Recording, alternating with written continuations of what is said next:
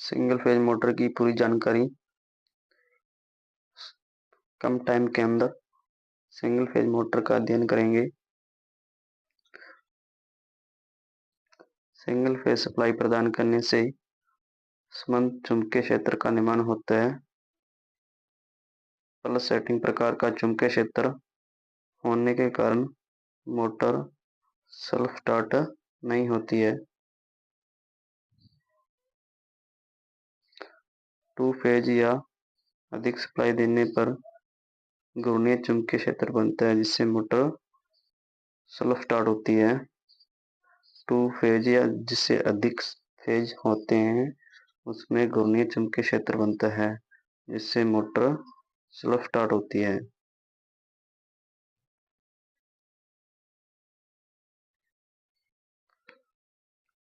Rotating magnetic field. Single motor की efficiency निम्न होती है। इसे फ्रैक्शनल हॉर्स पावर मोटर भी कहते हैं। मोटर का शक्ति गुणांक 0.6 लैगिंग होता है।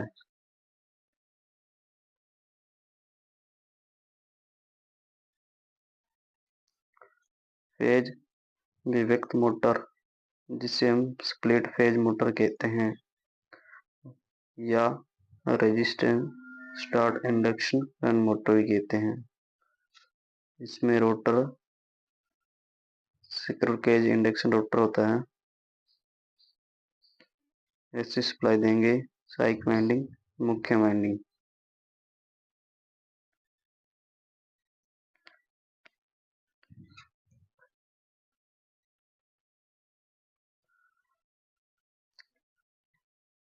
अब केंद्रीय स्विच सेंट्रीफ्यूगल स्विच। मोटर की गति 75 से 80% होने पर स्विच ओपन हो जाता है। आगे बात करेंगे रनिंग वाइंडिंग।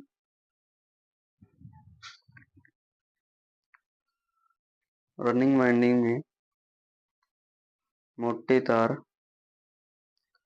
कम लपेटे अधिक गहराई खांचों में स्थित होती है जिसका एक्सल अधिक रेजिस्टेंस कम होता है।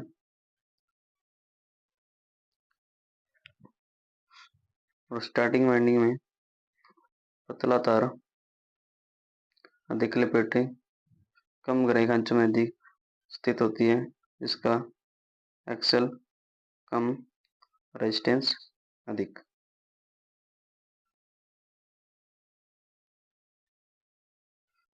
दो फेजों के बीच का अंतर कितना होता है? 120 डिग्री का।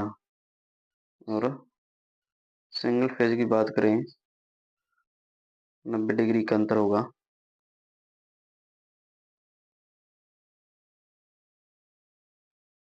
दक्षता कम होगी और फैक्टर 4.5 kT होगा। स्लिफ्ट फेज कंप्लीट हुआ। आगे बात करेंगे capacitor start motor. Capacitor start motor जिसके अंदर हम संधारित्र का यूज करेंगे।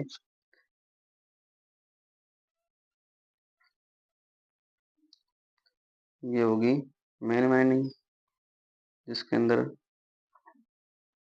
सहायक वाइंडिंग के अंदर सेंट्रीफ्यूगल स्विच।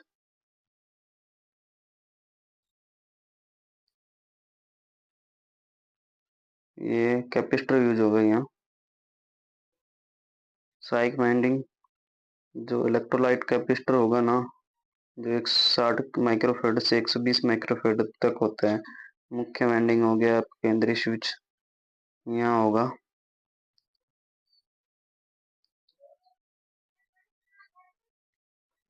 इसका प्रारंभिक टॉर्क उच्च होता है। उपयोग कंप्रेसर ब्लोअर वॉशिंग मशीन में यूज होता है। आगे capacitor start capacitor run motor. Capacitor start capacitor run motor starting plus running capacitor. दो कैपेसिटर यूज होंगे। स्टार्टिंग में इलेक्ट्रोलाइटिंग कैपेसिटर का मान 10 से 20 माइक्रोफैरड होता है। रनिंग पेपर का होगा 2 से 2.5 5 माइक्रोफैरड।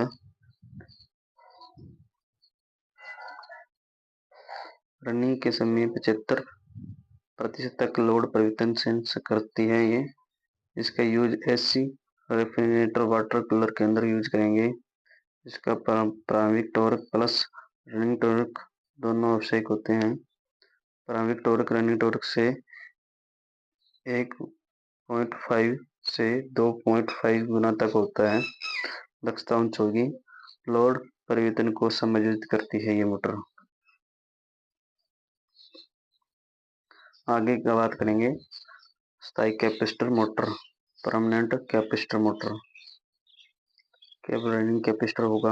अब केंद्र स्विच में यूज नहीं करेंगे, इसमें परमानेंट मोटर के अंदर कम प्रारंभिक टॉर्क आवश्यक स्थान पर यूज करेंगे। रनिंग कैपेसिटर पेपर या ऑयल गेज यूज करेंगे।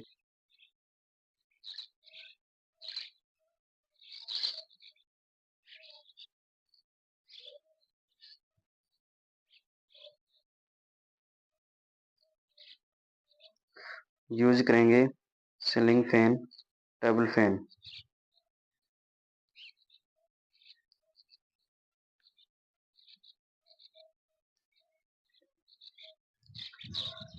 शेडेड पोल मोटर, खिलौनों वाली मोटर। गति की दिशा बदली नहीं जा सकती है। निर्माण आसान, कीमत सस्ती।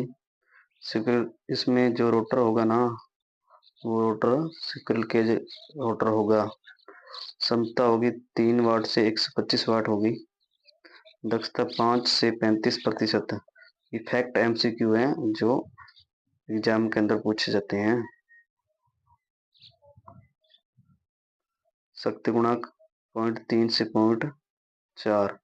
रोटेड पोल का आकार सैलेंट पोल से 1/3 होगा।